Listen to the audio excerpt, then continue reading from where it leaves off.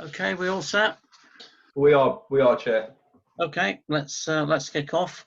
Welcome to this meeting of the virtual meeting of this Community Services Committee. We'll start off with the agenda. So, any apologies for absence? None received, Chair. Everybody's present. Thank you. Any declarations of interest?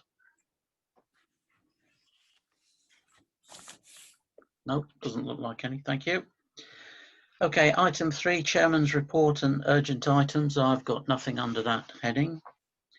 Any public questions in accordance with Standing Order 22? I haven't received any, Chair, no. Thank you. Minutes. To confirm the minutes of the Community Services Committee meeting held on the 13th of January, which have been circulated. Can I sign those at some point as a true record?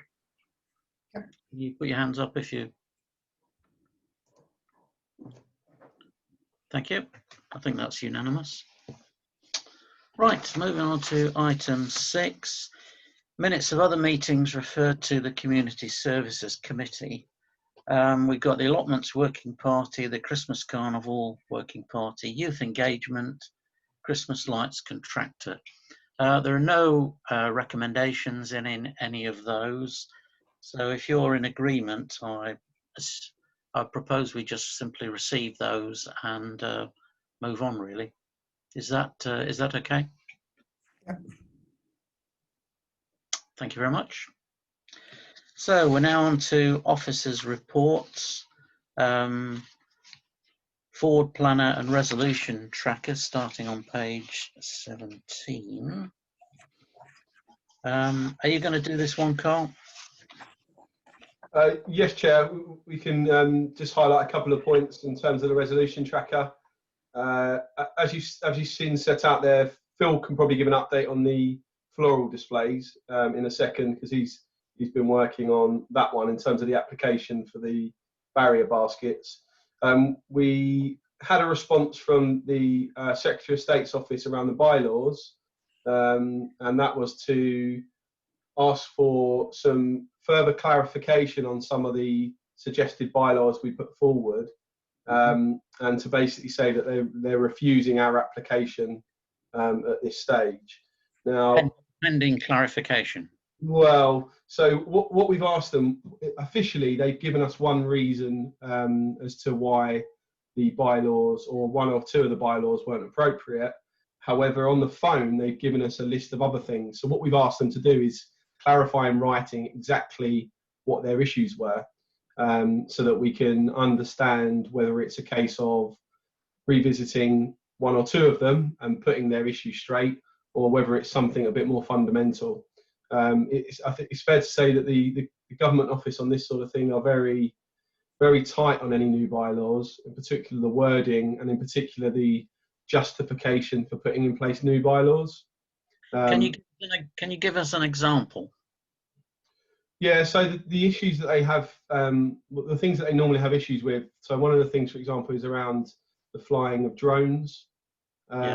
There are other issues around, or basically where there is another bit of legislation that could be used as a way of enforcing people not to do something. They're keen for local authorities to use that bit of legislation rather than create a bylaw. So the drone one is a bit strange, because we've used the model bylaws and the model wording from the kind of the drone authority, whatever they're called. Sorry, that escapes me. So we're a bit unclear. Now, the response we got from them was pre-COVID stuff. We waited a long time for some further clarification, and then we've just gone into this period of COVID lockdown, and so it's kind of radio silence from them, really. I don't know if there's anything Phil can add to that. If not, no worries. No, there's no, Chair. There's nothing that I can add to what Carl has just reported. Okay. All right, move on. Phil, do you want to pick up on the baskets, the barrier baskets? Yes, Chair. Regarding the barrier baskets, it's some months ago now, in fact, many months ago, I did put an application forward to Hertfordshire County Council for license permission to install these barrier baskets. And the good news is that that was actually successful. The bad news was that everything was then, plans were destroyed by COVID-19 coming along, and our contractors were unable to source flowers from their suppliers. So the good news is we have a license, which should be valid when we are able to use it, but we were unable to put the floral displays in place this summer. Okay, thank you. Item 3, the sooty bark disease trees. Yeah, so in terms of that one, Chair, the work is all completed on that. So the committee, when it reviewed this decision, took the view to take away or to deal with the trees that are in the highest priority area. So those that are adjacent to a highway or where people regularly walk. So that led to a very few trees actually being removed. I carried out quite a lot of engagement with the local residents who were originally quite rightly concerned that the significant removal of trees would be a screening issue across the area. When I followed up with the residents after the work had been done, I met a group of them in one of the residents' living room, which sounds strange because you wouldn't think to do that nowadays. So I met a large group of them in their living room in their house, and one of them said to me, "Oh, when's the work going to be carried out?" And so I was able to say, well, it's already been carried out, and therefore that kind of showed that there was no screening issue after the work because the residents locally could see no difference. So that was positive. So how many trees roughly did we cut down? Oh, less than 10, Chair. So, yeah, I mean, whether some of them would fall into a definition of a tree or not, given the size, potentially not. So yeah, around about, I think it was about 8 to 10 that went out. Okay, sounds very good. Okay, next one, Lydekker Park. Yep, so this is the signage replacement. So this is all complete now. We secured planning permission, which we were waiting for, to replace the new sign. We had hoped not to have to secure planning, but in the end we had to jump for a few hoops to get that. And the installation is due to happen shortly. I don't know whether Phil can update us whether that's happened as not yet. Chair, it hasn't happened as yet, but our Commons and Greens officer has spoken to the contractor within the last few days. The purchase order was sent to the contractor some weeks ago, and the delays have been a combination of weather and COVID-19. But I know that Karen, the Commons and Greens officer, actually went to site, I believe it was either yesterday or the day before, and marked out where it's going to. And so it should be installed very shortly. Okay, thank you. The memorial bench plaque. Yeah, that's complete, Chair. So that was installed. Okay. And if you want, would you like me to run through the other ones, Chair? Yes, please, if you would. So the horse ride improvements. So that was delayed or put in progress when COVID came along, when we had to revisit the budget. So when we were looking at the revised budget side of things, that particular project was put on the back burner for now, but we will look to revisit that either early in the next calendar year if the financial position of the council is positive, and an update to council is coming at the end of this month on that particular budget position. If not, it will be rolled into the next financial year as part of the next set of management plan improvements. And then item 7, you've got an item on the agenda this evening for tree planting, so there's nothing further to add to that. And then the cricket club sign, which we gave, the committee gave consent for, they were due to submit a planning application, and that hasn't happened as yet, as far as we're aware. Okay, thanks very much. Can I just add one thing? The famous town twinning signs. Is there any progress to report on that? Well, the update is as it was before, Chair, in that it's county to resolve, and the last it was put through to county councillor to to resolve that particular issue of getting it replaced. Okay. Okay. Right. Does anybody else have any questions or points they'd like to raise? Councillor Priggen. You're on mute. Hello. Need to demute. Sorry, yeah, I am demuted. I am slightly challenged because I left my computer mouse at work, so I have to use the thing on the laptop, which is hard. I apologize. Okay. My first question was with regards to the agenda items for 4 November. One of the items is called Cycling in Harpenden. This talks about, this refers to the action plan to promote our current cycling routes.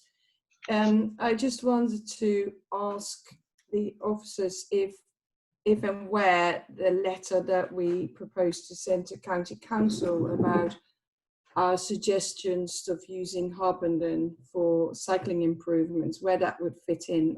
I was under the impression that was going to be fitted into the 4 November agenda. Yeah, so that particular item is the item that's followed up from the discussion at the council meeting in relation to that. So anything that the committee wishes to consider around current routes or promoting them, or making representation to other bodies about cycling, could come forward under that particular item. Yeah, but this was, as far as I was aware, this was already decided. Wasn't it decided at the last full council meeting that that was going to be done by this committee? Yeah, I was just wondering if we could put it on the agenda to get something in place to get this letter, rather than wait till the 4th of November and then decide that we're going to get something on this letter. I don't know the timetable they have in making decisions where this money is going to be allocated to and which cycling improvements they're proposing to make. But I think the earlier we can get in there, the more chance we have. So, Chair, the discussion at council was around was requesting that this committee considers that particular item. So that's why it's been moved on to the forward plan. It wasn't moved on to the forward plan for this evening's meeting because of the number of other items on the agenda. But there wasn't any resolution made at all at council or any other meeting about making writing a letter. That was that I think it was agreed at the time that this committee would consider the cycling, current cycling infrastructure, and look at how we promote and publicise and try to influence other bodies, which is what that report item is there to do. I recall the conversation did go where I had raised that point several times, that I was hoping that we would get, well, when we had the discussion about cycling improvements in Harpenden, the impression I was left with, and it was, I think, Councillor Maynard who suggested it, that we make that a proposal to County Council, that we link in with County Council and liaise. And like, that's the way I thought we were going to go forward as a result of that. I haven't got the exact, what we said exactly when, but I don't think that matters. I think it's just, is this something we want to take forward? It was kind of agreed, as far as I'm aware, in the previous meeting. I think it's a good idea. There's a huge improvement, there's a huge amount of people cycling, and it's particularly unsafe at the moment. So I think, you know, we should really do our best to get some money allocated, some funds allocated for cycling improvements in Harpenden. It's there for the taking.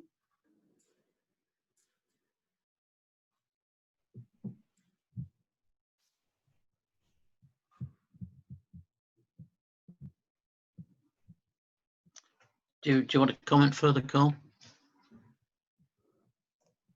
No, Chair, there's nothing further I can add. I mean, I can check back over the council video, but I'm fairly sure that there was no resolution or action taken other than the suggestion at the time to bring an item to the next committee for the committee to discuss how it wishes to take that forward. So I will check back on that. Yeah, but in that case, can we put that on the agenda, just how we want to take that forward then, in that case? Because we've also communicated by email, which I'll also check, but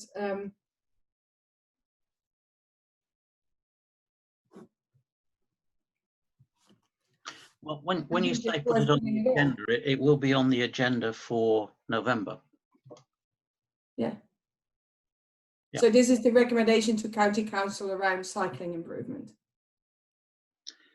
Well, I'm looking at page 19. It says, consider action plan to promote current cycling routes. Yeah, that's a different thing. So that is as far as I remember, the current cycling routes, there are current cycling routes, and there is a map out there that we were talking about digging out where that was, and then finding ways in which I think Councillor Cousin, I don't know if you remember the conversation, you mentioned that we could perhaps make, I think it was you, mentioned that we could perhaps find a way to sort of get a map out on where our current safer cycling routes are. So that's things that are already there. But the county council, given the government has proposed to invest in cycling infrastructure, there's funds made available. They're going to county councils, and this was trying to get our share in allowing, in improving safer cycling in Harpenden. Yeah. Yes, Carl. So, Chair, just to come back in, as I say, I will check on the wording of that last meeting, but just to clarify, the only way in which actions are taken forward is if a council or committee resolve to do something. However, the point I think Councillor Priggen is making is also covered by the transport and movement strategy, which is also being considered on that day, which includes sections on cycling infrastructure. So if that other particular item doesn't cover off how you describe things in this meeting, I know the transport and movement strategy item will do, and that's an item that's previously come to the Corporate Policy and Finance Committee back in March. Okay, Councillor Scriven. I'm just wondering if there is funding available, whose role is it then to seek that funding out? Is it the role of an officer? Is it just, or do we as councillors need to go and seek it out? I just wondered how that would work in this case, but in other cases as well. So essentially, Chair, that in that scenario, if a committee or council resolves that it wishes to follow that up, then we would make representation to whichever body it is to try to secure that funding. So, for example, if this committee, when it considers it in November, wishes us to follow up with various organisations, and it resolves that the town clerk or an officer goes and does that, then that's what will happen. Okay, I mean, do we have to define what we want? You know, before you can make an application? I mean, or can you just say we'd like some money? I mean, do you have to, you know, how does the process work vis-a-vis the county council? Well, Chair, I'm not 100% sure as to what the pot of money that's being referred to. So I would have to look into that in the first instance. So that's not something that's been put forward by officers. So I'd have to clarify exactly what that pot of money relates to. And then I can advise off the back of that as to what we could do or how we might be able to access it. Okay, so, all right, fine. So if you can look into that then, and then we'll have something of substance to look at in November. Okay, right, moving on. Where have we got to? So move on to, yes, Councillor Priggen. Apologies. Thank you, Mayor. I was wondering, just going back to the floral displays, given where we are with COVID, are we all happy that we just defer installation, or should this be wrapped up now with some of the later agenda items and sort of the future of our house streets and how we want the high street to look? So should we just take this where we are now? Should we just take this as a given that that's what we're going to do? Or is there a need for us to explore whether this is the right thing to do given the interlink it has with any other improvements that we might be making to the high street? Well, I think we can probably include it, but, you know, the officer said they can't get the flowers.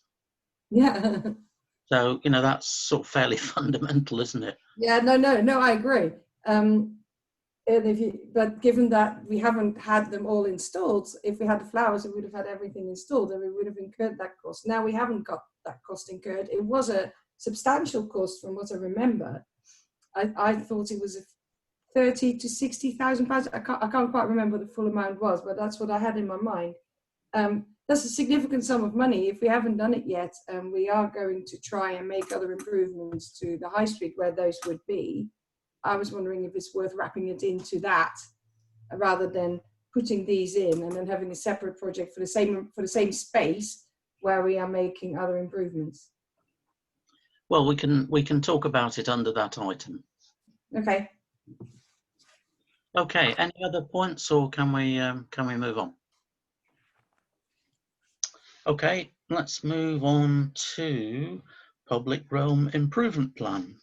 Sorry, Chair. You just need to note and approve the recommendation in that last report. Beg your pardon. Beg your pardon. You should have done that. Let's just move around.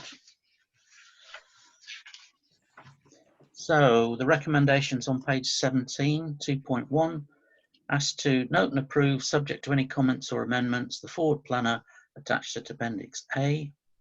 2.1.2, note the resolution tracker attached at Appendix B and approve the removal of those resolutions marked complete. Is everybody okay with that? All in favour? Thank you very much. I think that's done.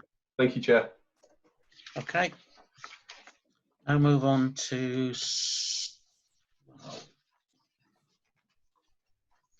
page 23, item 7.2. Are you going to take this one, Carl? Yeah, Chair, there's not a great deal for me to say than's already set out in the report.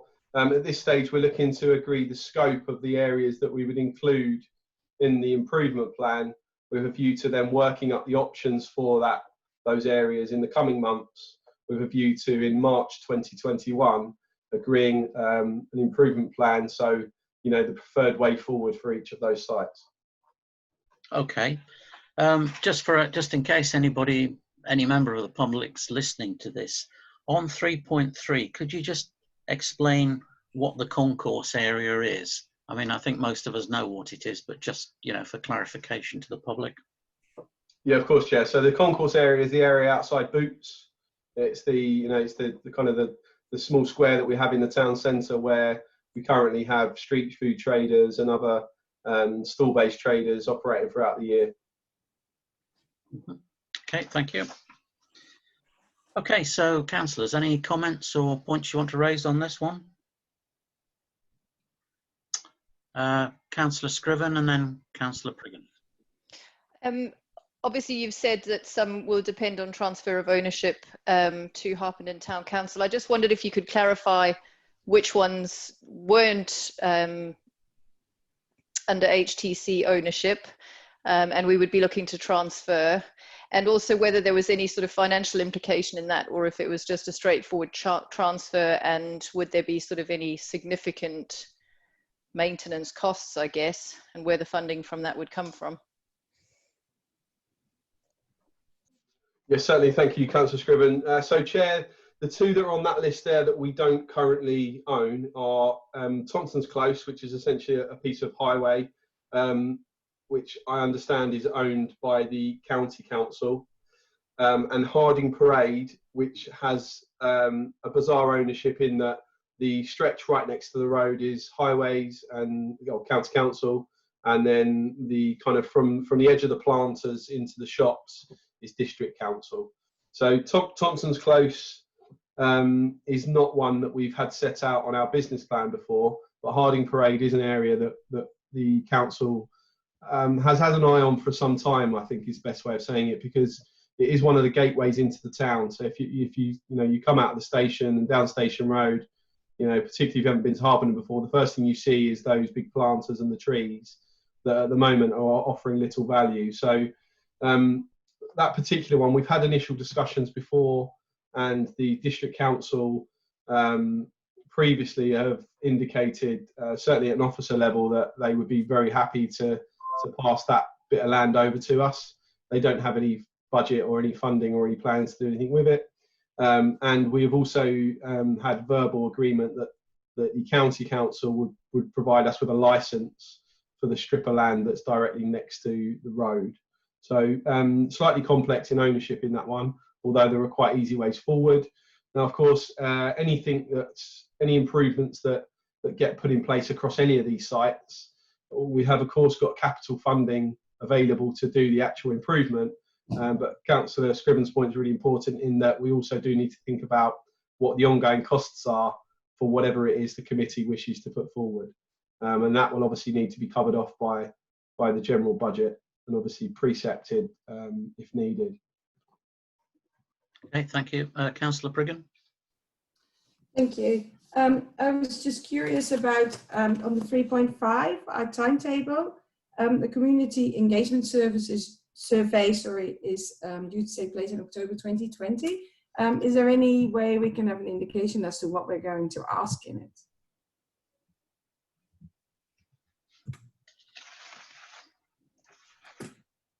Yes, Chair. So the aim behind the survey is really suggested by officers is two things really.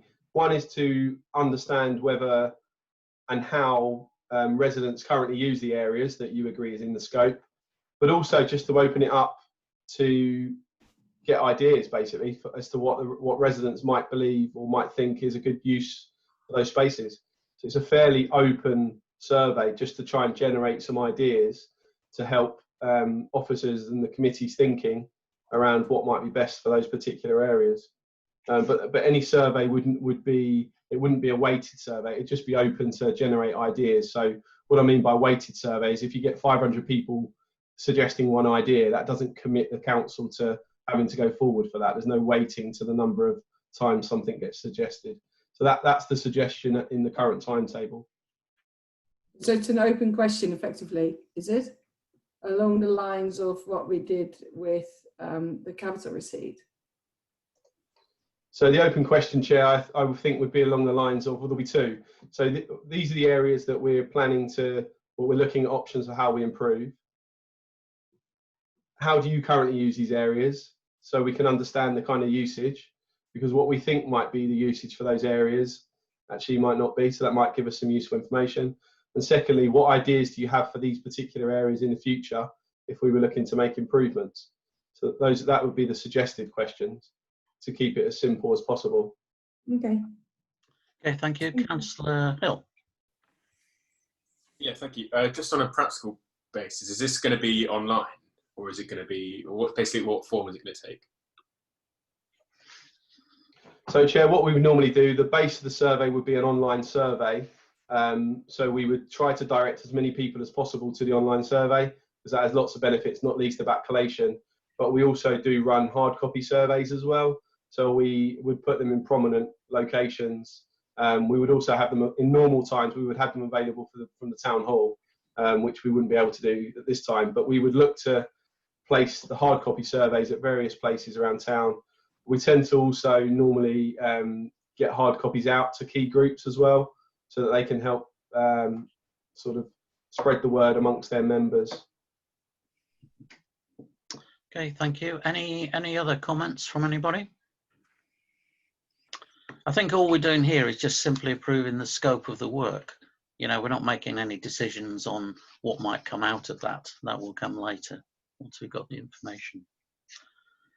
Okay, so if no further comments, the recommendation is to page 23, agree the spaces in the scope of the plan as set out in 3.3, discuss and put forward any initial ideas for improvements to the public realm. So if anybody's got any ideas subsequent to this meeting, councillors, either on this committee or elsewhere, can put those suggestions into to Carl. So is everybody okay with that? Right, thank you very much. Now moving on to 7.3. I think this one for Phil.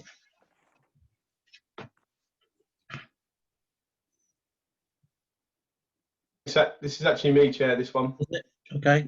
So this is a very straightforward one in that council has already agreed to the purchase of new vehicles and equipment, and through the capital reserve allocation process, or as a bit wordy, this new vehicles and new equipment was approved. So what we're just asking you this evening is a kind of a mechanical thing to just release the earmark reserve, or release the capital reserve, so that it can be spent, because we can't spend any capital reserve unless the committee actually releases it to us.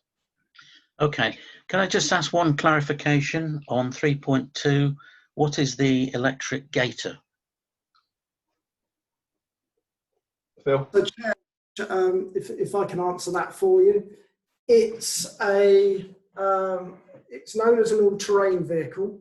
It's quite a small vehicle. It's completely electric, runs off battery, and it will be, the intention is it will be stored within the new storage depot, and it will be an environmentally friendly way of doing small works that are relatively local to the storage depot. So anywhere on the common, so it can travel quite a fair distance. And if things progress with other assets coming into ownership of Harpenden Town Council, it would also be ideal for those that are near to the storage depot as well. Okay, thank you. Any comments from anybody on this item? Councillor Hill. Thank you. This is sort of linked to it, I guess. Do we know what it says? A replacement. So I guess we're not having the old diesel vehicles. Do we know what's going to happen to them once we get rid of them? Like, do we sell them, or do they scrap, or?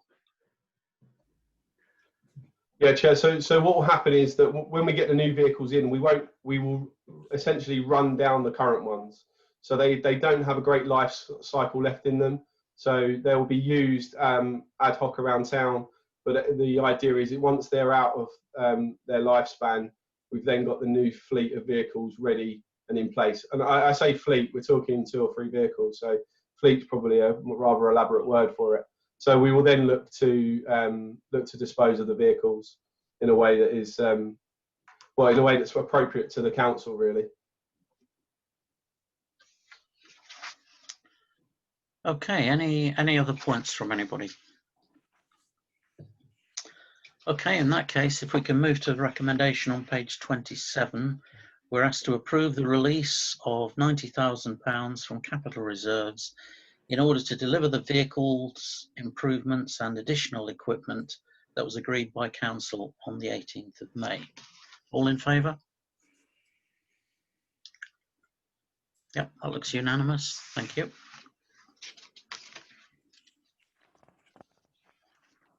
Right, and now on to item 7.4, page 29. Is this one for Phil or for you, Carl?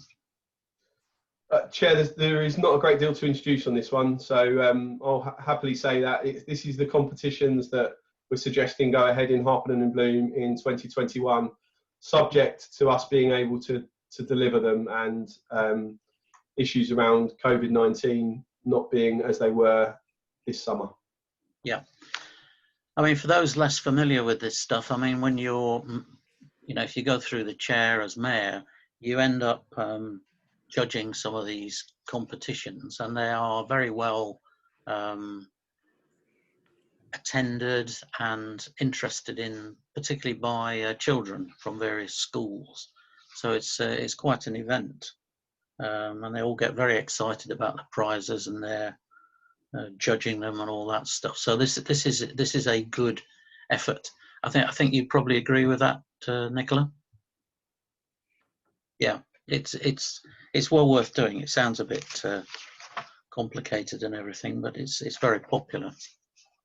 Any comments on this one? Anybody? Any points people want to raise? Okay, in that case, can we go to the recommendation, page 29, 2.1. We're asked to approve the 2021 competitions as outlined at paragraphs 3.5 and 3.6. All in favour? Thank you very much. That was unanimous. Okay, on to 7.5. Who's going to do this one? Okay, Phil, off you go. Chair, thank you. Back in January, the committee was given some information about tree planting plans going forward, and the committee agreed to further consider tree planting sites at a later meeting. This report now gives the opportunity to the committee to give that further consideration, and I'm sure you've probably seen that in Appendix B there are recommendations of numbers of trees and locations, including details of costs as well, and those that have got a yes next to them are the ones that the committee are being requested to consider giving approval to. You will see that in addition to that request for the committee to consider and approve, there are also two other recommendations on there, and one of them is around allowing a memorial oak tree on the common, and the second one is for officers to be able to work with the Mayor's charity, the Human Milk Foundation, to plant some trees in pursuit of this. Okay. All right, Councillor Cousin. Thank you, Chair. I just had a question. The memorial tree, is it a memorial to something in particular? I couldn't understand when I read it. It's a memorial tree to a person, so it's a request. Oh, I see. So it's not just one tree; it could be a few of them. I see. Okay, I understand. Yeah. So in regard to that particular recommendation, 2.1.2 about a memorial oak tree, it's a specific single request, and it's one. We have lost quite a lot of oak trees to bad weather in recent months. Okay, I understand. But there have been multiple requests and multiple trees. I understand. I understand. Okay, any further points anybody would like to raise? Councillor Cowley. Thank you, Chair. On the previous meeting, there was discussion of a draft residents' guide to tree planting that was going to be discussed at the next meeting, which I think is this. I was just wondering what progress had been made on that particular item. Chair, at this stage, we haven't got a draft of that ready in a form that could be presented to committee as yet. So with committee's consent, we could bring that to a subsequent meeting. Or perhaps the November meeting? Okay. Yeah, Chair, if I could, so the reason for that guide not coming forward is pretty much because of the priorities that we've had in the past 7 or 8 months, and unfortunately with all over the works, and particularly the emergency works we're doing across the community, the tree guide unfortunately got to the bottom of the pile of things to do. We can certainly pick it up and find an appropriate place to bring it to committee. I would like to be realistic and say November probably isn't realistic to do that given the wider programme of work, but we could happily bring that to January if that would be suitable. That seems okay. Are you okay with that, Councillor Cowley? Yeah, that's absolutely fine. Okay, thank you. Any other points anybody would like to raise on this item? Councillor Lineker. You're on mute, Nicola.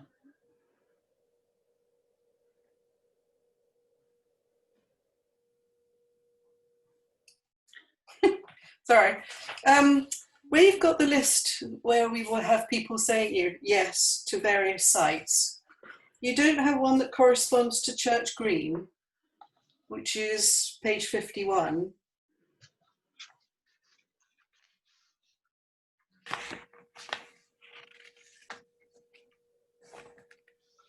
Sorry, Councillor Lineker, are we looking at Appendix B and the list in there?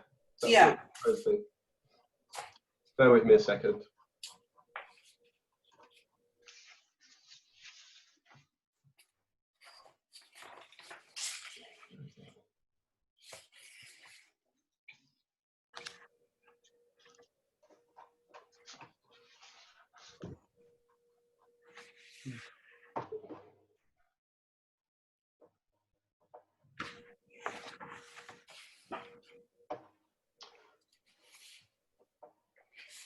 Yeah, Chair. I think that's correct. Yep. Sorry, Chair. Councillor Lineker, would you just mind repeating what the question was, just so I'm absolutely clear, so I can give you the answer that's appropriate? Okay, so one of the recommendations, the first one, 2.1.1, is approve the delivery at the sites marked yes. Yeah. So on the list of sites marked yes, you don't have Church Green, and yet you have got two sites that are indicated. I wanted to know, because I objected to them last time, is that why it's not on the list this time? Or were you still intending us to have a look at Church Green and decide whether or not we wanted those trees? Thank you, Councillor Lineker. So, Chair, apologies for not quite getting that question to start with. It's probably been a long day. The Church Green trees are listed as no on the appendix, under High Street Church Green, on what is page 39. So the reason for that, having gone back over all of the trees, is that we believe that those trees on there, changing them or replanting would have little positive impact. And they also have the potential of impacting on space around the green, in particular where we hold events. So we're not recommending that the Church Green trees are planted. Thank you for that, but I don't have that. I have got High Street Sensory Garden, which is down as no, and High Street Raised Beds, but I don't have Church Green. No, neither do I.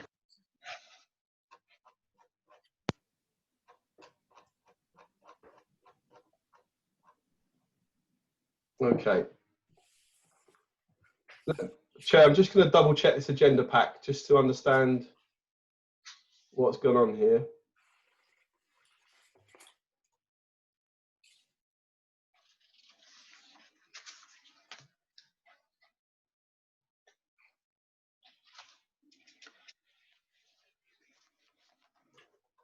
Chair, could I ask, is that the same for all councillors? Have all packs got that missing? Yeah. Yeah, mine is, yeah. I wonder if it's a printing error where it's just come off the bottom of the page. I think I've got it, but I'm not 100% sure now. Okay, so Chair, if it's okay, could I share my screen so that you've got what it should look like? Yes, sure. Go ahead. It may well be a printing error, in which case I apologise for that. Here we go.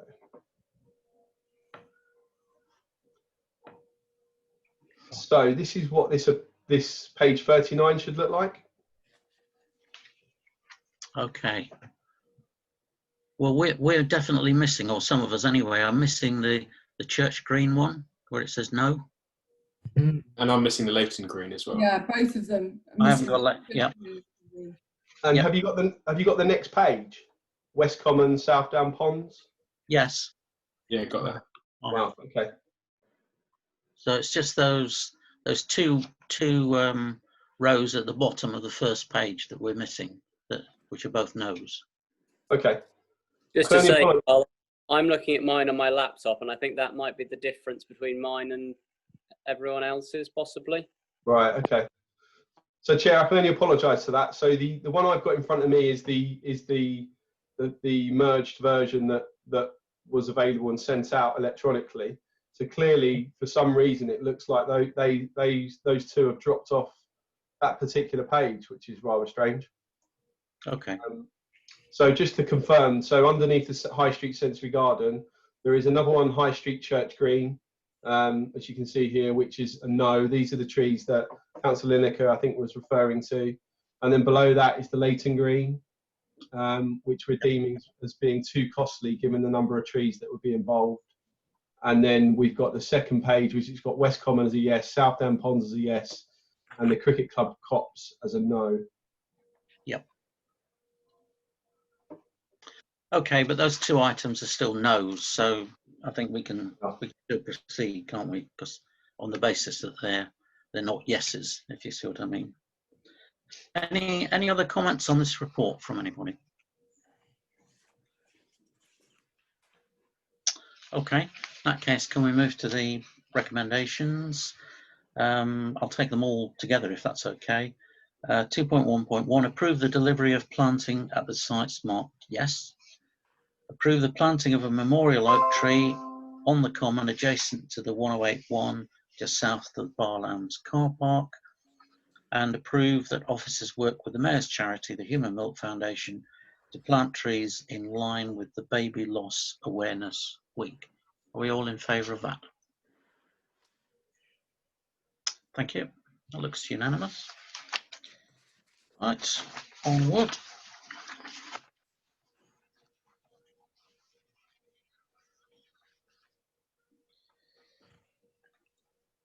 Okay, I think the next one is 7.6.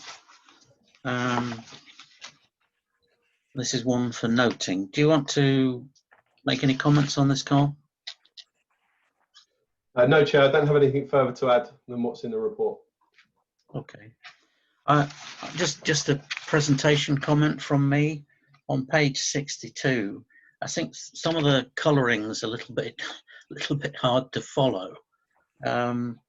You know, so in the third column, you've got favourable in brackets is red. But then if you look at under the total expenditure, the red, if you look across, say, where it says commercial income, you've got 234,000 odd as the original budget, revised budget 109, and then the variance, which is, I suppose, unfavourable, is in black rather than red if it was in the column above. You see what I mean? Yeah, Chair. So I can feed back to Daniel Williams, who produces these reports, to pick up on that comment. Just for clarity. Okay. Anybody have any comments on this? Points they'd like to make?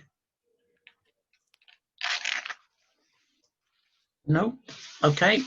In that case, can we just move to the recommendation? We're just noting the report. Right, thank you. That's unanimous. Oh, now moving on to 7.7. Any comments on this one, Carl? No, Chair, nothing to add. Okay. Any thoughts from anybody? Points people would like to raise on this report? Councillor Priggen. You're on mute.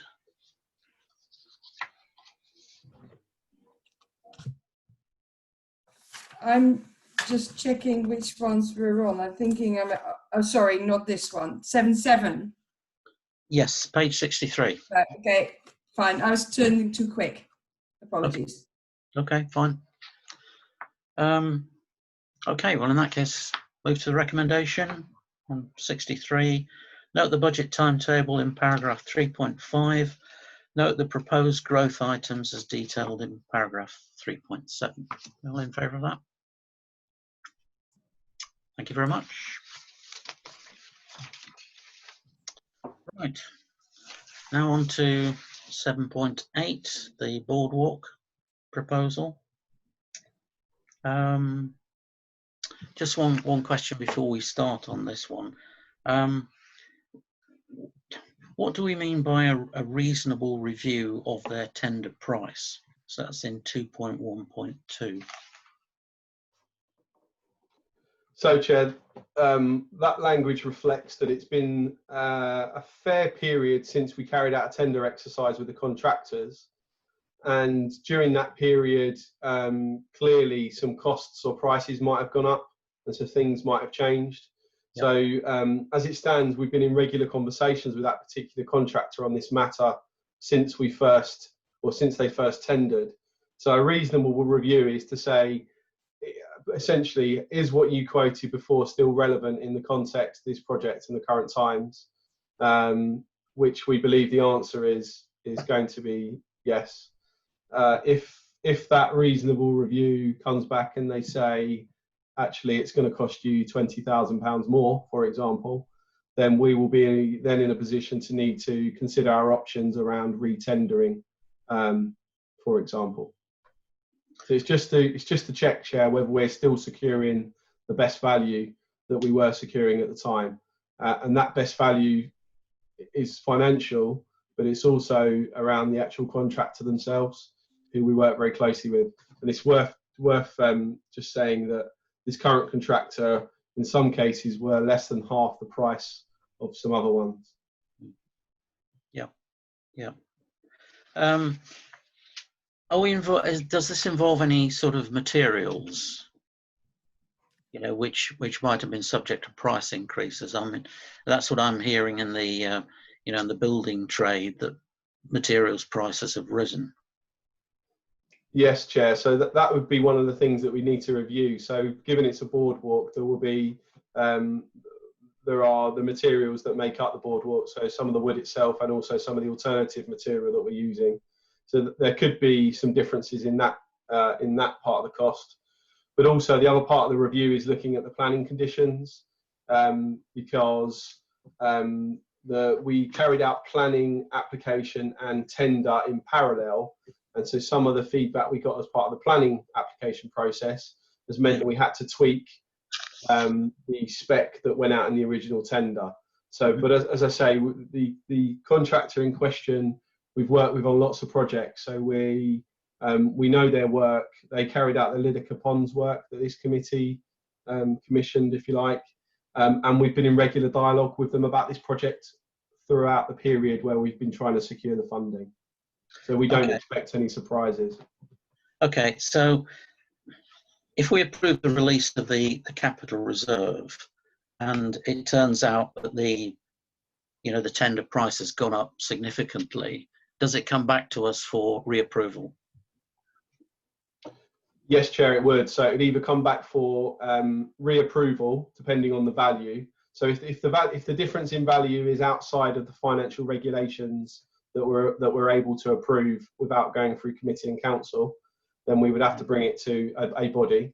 However, if it starts getting to being significantly different, then it could be a case of having to go back out to tender, which in itself would have significant issues, because that would essentially mean that we would meet our planning deadline next year, because the planning permission is up at some point in 2021.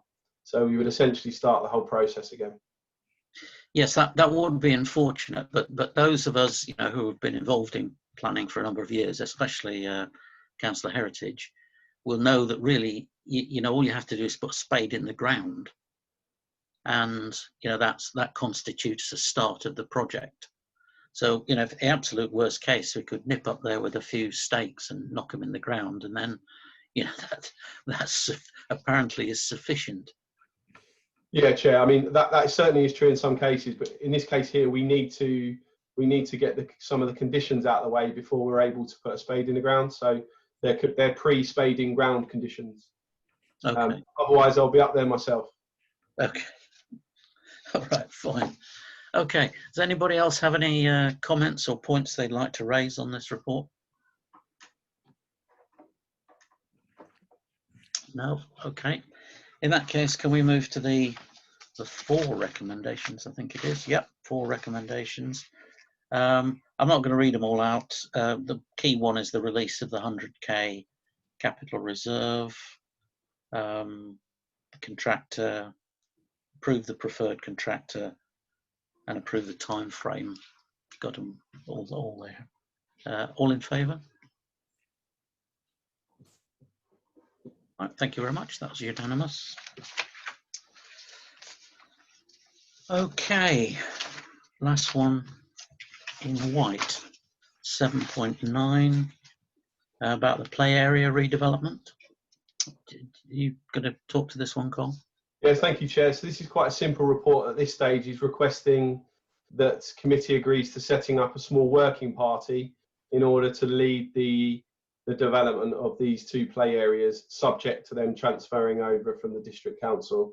So we would be using a similar model that we've used before, where we have a combination of councillors and members of the public that help us to engage with the community, engage with the schools, develop a specification, get that specification that would go out to contractors once it's approved by this committee.